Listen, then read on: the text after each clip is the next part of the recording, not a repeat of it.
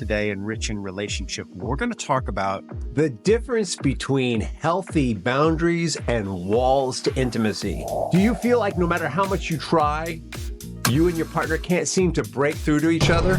Emotional walls may feel like self-protection, but with awareness and courage, they can be transformed into bridges for deeper connection. Welcome to another episode of Rich in Relationship. I am your host, Rich Heller. And today we're talking about when emotional walls go up. Are you blocking love or are you protecting yourself? And it's easy to confuse the two. It is not unusual for people to feel unsafe or to feel there's been a breach of trust. And with that, feel the need to set boundaries to feel safe. And sometimes those boundaries, those walls, can be so intense that they also block love. Something that keeps coming to mind is I'm doing some work in my yard, and I put up this plastic barrier around the roots of a bamboo plant. And the reason is that bamboo is very aggressive, and it gets into everything. So I'm keeping the bamboo in its place and limiting the kind of connection that I can have with it, as opposed to the fence that I'm putting up with my neighbor, where I'm actually going to install a gate so that if they want to come into our yard or vice versa, they can, right? The fence is for our own safety so that there's some high points in the backyard, we don't fall, and also to create a statement of this is where we begin and where you end and vice versa. But also the gate itself, though it might be locked, is a statement of I'm willing to have exchange with you, to share with you, to have you be a part of my life and for you to be a part for me to be a part of your life. So it's kind of the opposite of the bamboo barrier. The bamboo barrier says, stay the heck where you've been planted. Right? Completely different concepts. And that's what this episode is about. Is it like, do your boundaries have gates that you have control over? Or is it bamboo barrier, which makes you feel very safe, but keeps all contact as a non-possibility? Do you feel like no matter how much you try, you and your partner can't seem to break through to each other?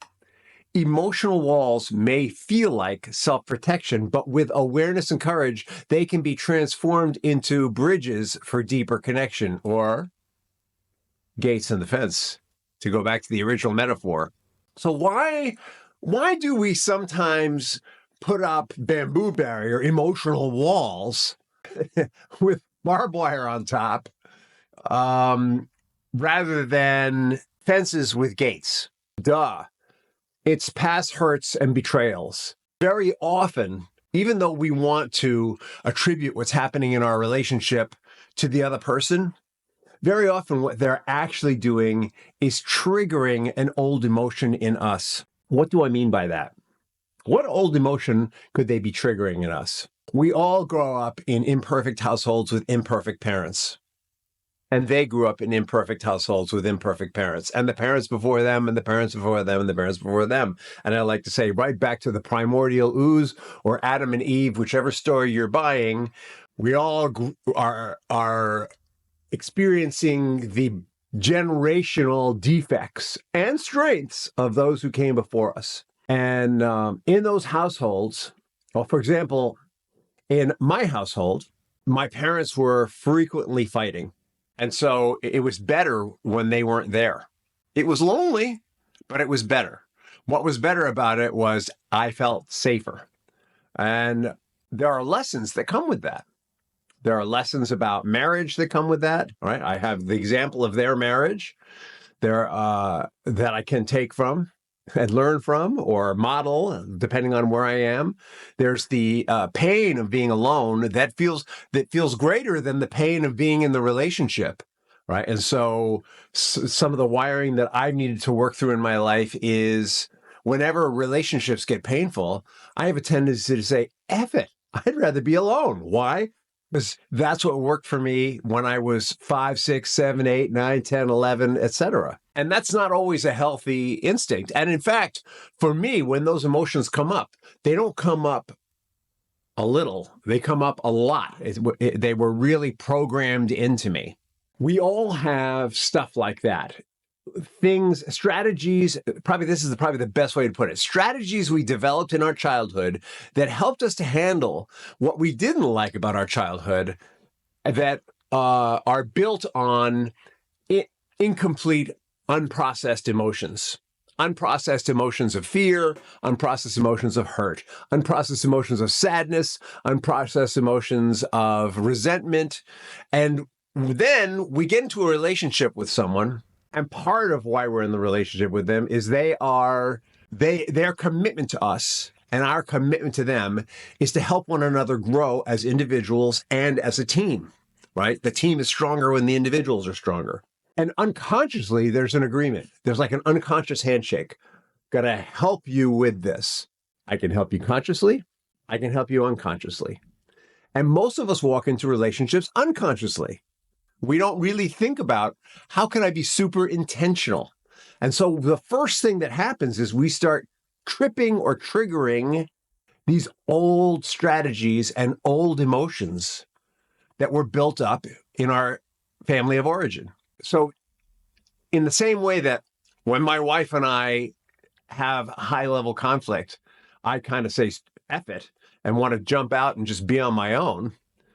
Everyone else has their own strategy for dealing with that too. And by the way, for her, that is the worst thing I can do, is jump out and be on my own. Because the way she grew up, being alone was a sign that something was wrong with you. And so it brings up all of her feelings of insecurity. And so our insecurities do this perfect dance together. I want to be alone. Please don't leave me alone. We have to fix this first. If I were going to reference attachment theory, one of us would have an anxious form of attachment and the other would have an insecure form of attachment. Your marriage may have a different dynamic than mine, but it's similar. You may have it may not be one wants to jump out and the other gets desperate when they jump out. That's going to resonate for a heck of a lot of people. I've worked with a ton of couples who have that going on. But if it's not that, you're going to have some other dynamic where you have complementary insecurities. That's probably the best way to put it. And those complementary insecurities trigger resentment, blame, anger, aggressive behavior, passive aggressive behavior. All the negative stuff comes out of that. Our emotional walls are based on that. Right? The bamboo barrier of our lives is based on really old hurts and strategies that worked in relationship to those hurts. So our partner comes along and triggers some old hurt, and boom, our bamboo barrier strategy goes up. And this is all unconscious. It's not like you and your partner are sitting there saying, you know what? This reminds me of my mom. This reminds me of my dad. This reminds me of my dad's or my mom's. That's not what's going on. It's completely unconscious. It's triggered on a level that we're not completely aware of. Our conscious mind just notices the emotion and takes an action, and the action it takes is the strategy that is recommended by the unconscious mind. Quick reminder, the unconscious mind is 80 or 90% of who we are, and the job of the unconscious mind is to help us feel safe. The job of the unconscious mind is to protect us, help us feel nurtured, help us grow, and our unconscious mind's got a bunch of strategies that we learned mostly in our childhood, some later on, that help us do that. And so our conscious mind reacts to the strategy. It doesn't always think about the strategy. And I'm encouraging you right now to get that sometimes the strategy doesn't work. In fact, if you're listening to this podcast or watching this video and you feel that your marriage is kind of wonky and you're not really growing together and it's uncomfortable, you feel a sense of disconnection, which is what this series is about, then what's going on is most likely this. And some of the barriers that you're setting up you think are boundaries, right? In the example I gave you of me and my wife, the boundary I said is, honey, I need some time to myself. A boundary I need to set to feel safe. But it's actually not a boundary. It's a barrier. And there are ways that I could do that that wouldn't be so intensely emotional and that might feel like a fence with a gate instead of impenetrable bamboo barrier. I think the most important thing we need to recognize is these are strategies that really worked for us at one time in our life.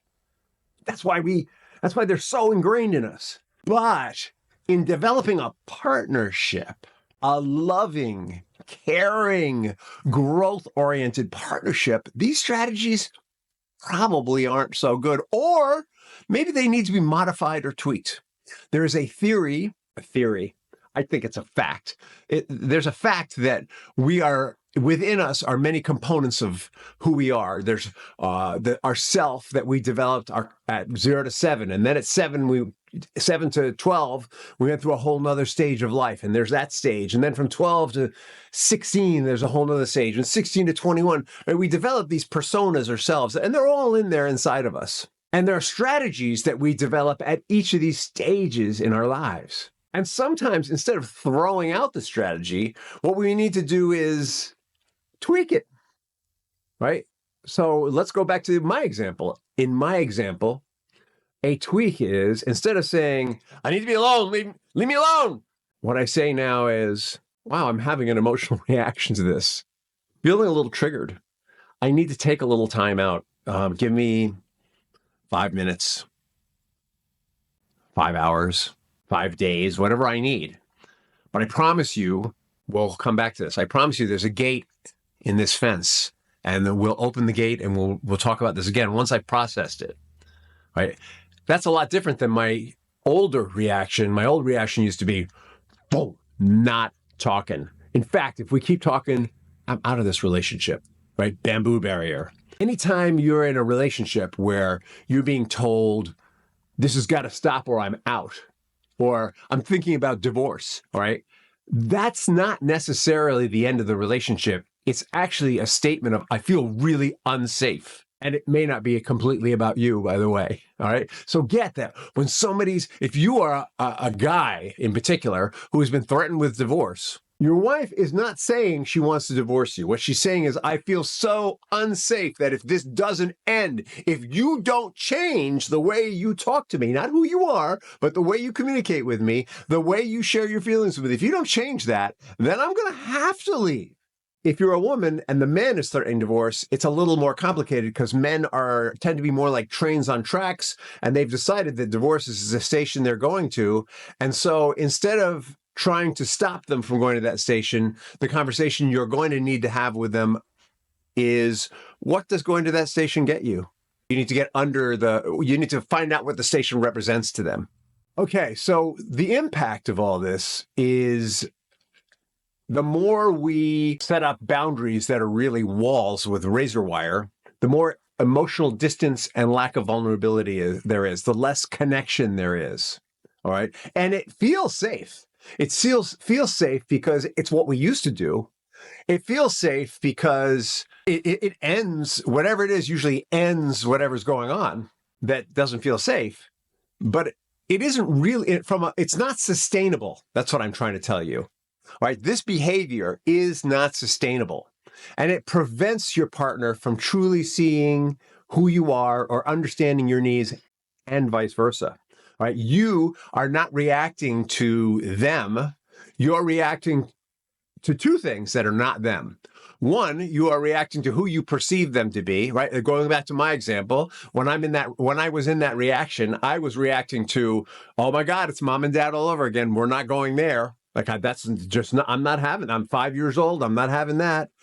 But also, the other thing is I'm reacting to, that's not my partner. We're not partners. I'm dad and she's mom. I don't want to be dad, and I don't want to be married to that mom. This is not the relationship I signed up for. But neither of those things are actually true. They're actually, it's more like, I used to keep some rose-colored glasses here that I would put on for the video people. It's more like I'm wearing rose-colored glasses that make us look like mom and dad, and that makes it feel like it used to feel. It's an illusion. Number one, it's not really safer because we get stuck in the past. And number two, it's not even really what's going on. I'm reacting to my own past and she is reacting to her own past. Like this, the fight, the barriers that we set up, the emotional barriers that we set up, they're not even real. They're not even, I take it back. It's not that the barriers aren't real. It's that the thing we think we're protecting ourselves from isn't actually what's going on. We're trying to protect ourselves from our own emotions, from our own unresolved emotions. What's really going on when we set up bamboo barrier is we've got a pocket, could be a big one, of old emotion, of old assumptions, old experiences that we haven't learned from or processed yet. And when we put up that bamboo barrier, basically what we're saying is, stay where you are. All right, but here's the deal about unresolved emotions and assumptions and bamboo. This is what makes this a great metaphor. Bamboo is a mad, aggressive plant. Bamboo barrier will not stop it. It will restrict it, but eventually the bamboo gets so entangled on itself that it goes under the barrier or over the barrier.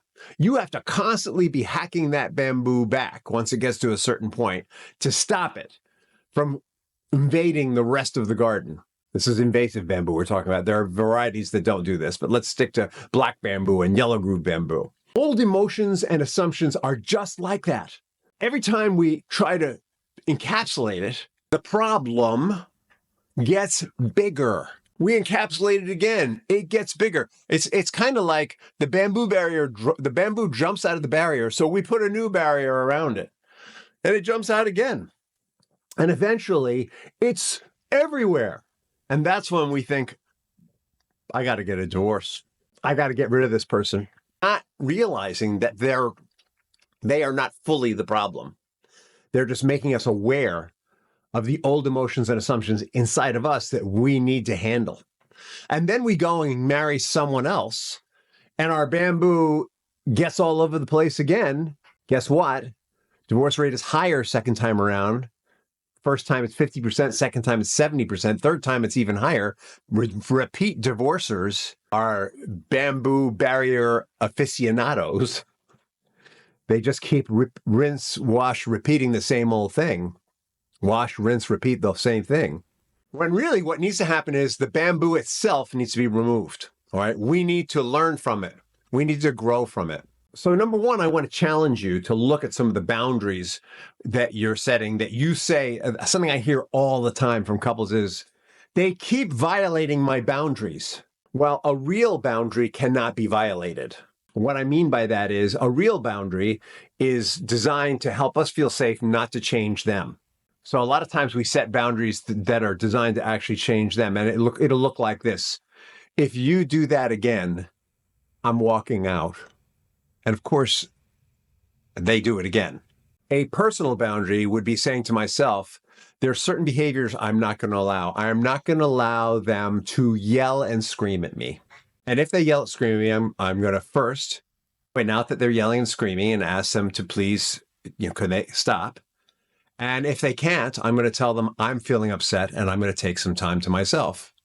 And could we resume this later? That would be a boundary where I'm modifying my behavior to keep my life safe, because I can't change other people, but I can remove myself from danger, or it feels like danger. And then when I remove myself, I do it this way. I heard a pastor say, give them a gift. I don't think it's really giving them a gift.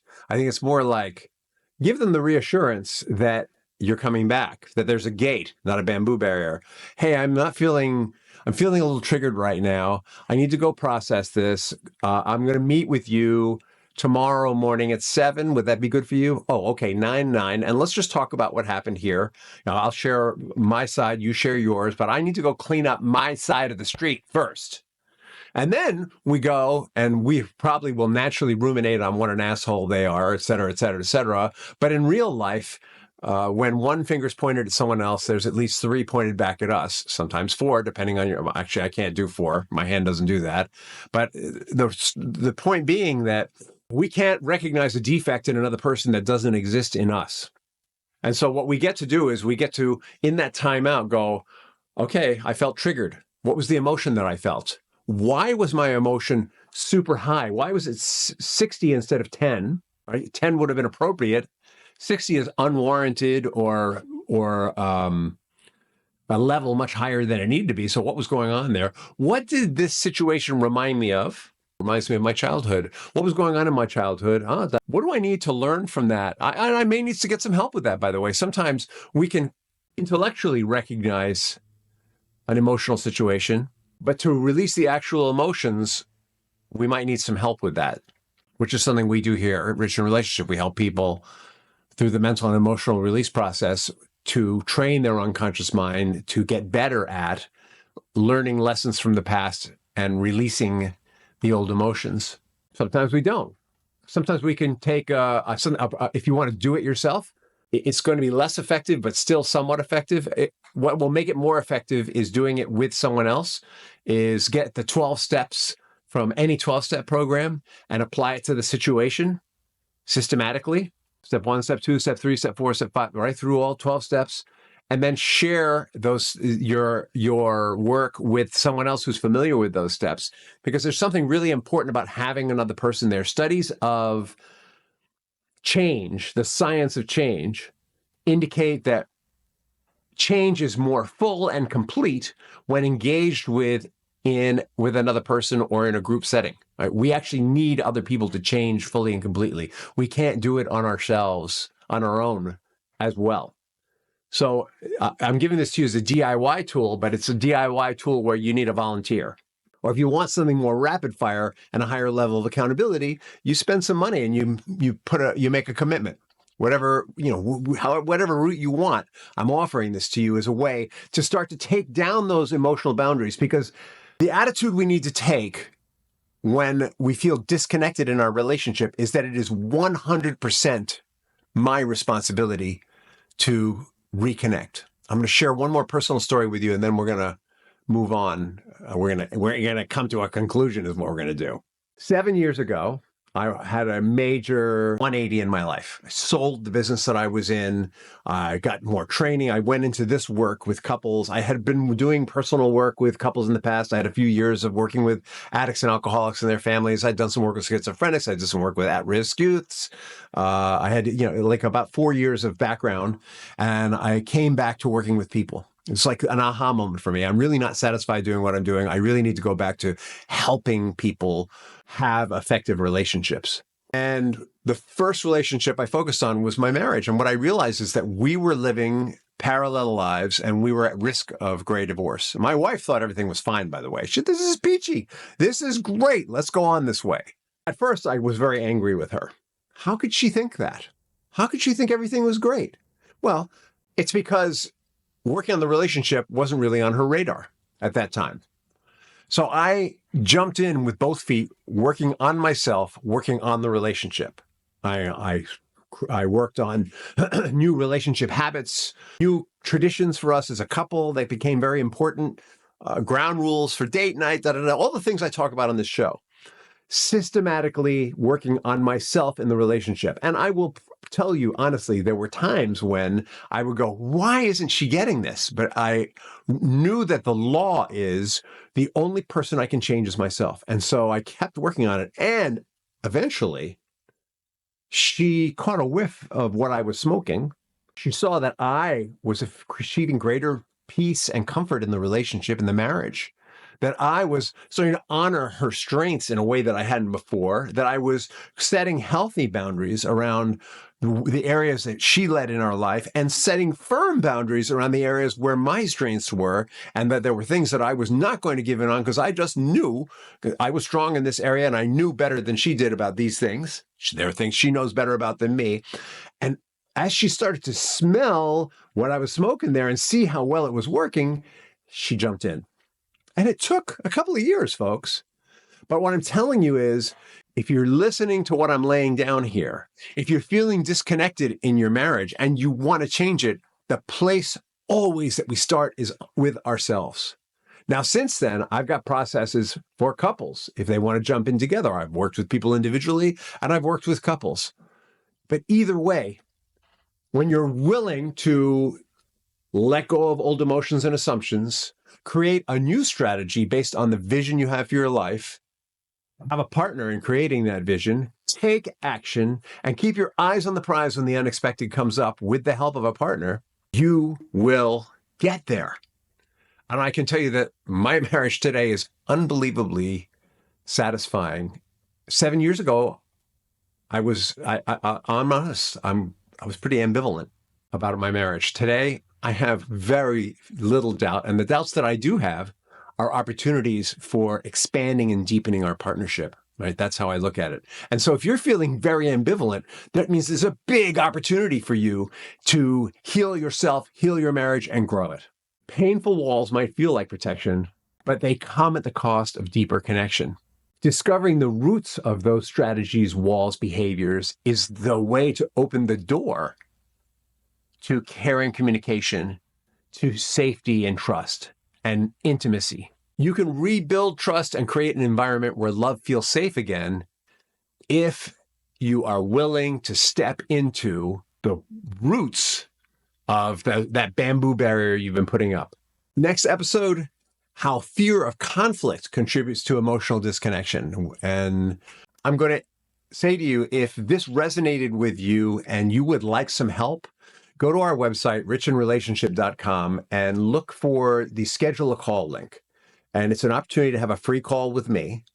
And it is an opportunity for you to figure out what your next steps are. We're going to work together on what your next steps in your relationship are, whatever they may be. It's about the next steps that come up for you in the call. That's my purpose. My personal purpose is to help people have deep and meaningful relationships where they come in touch with their own inner divinity and share that with one another. That's like my personal mission in life. And the calls, those free calls, are a way that I can share my own experience, strength, and help in the world of personal relationships with other people so that they can heal themselves and their marriages. So schedule the call. In the meantime, have a wonderful day and an awesome tomorrow. And I look forward to seeing you at the next episode of Rich in Relationship.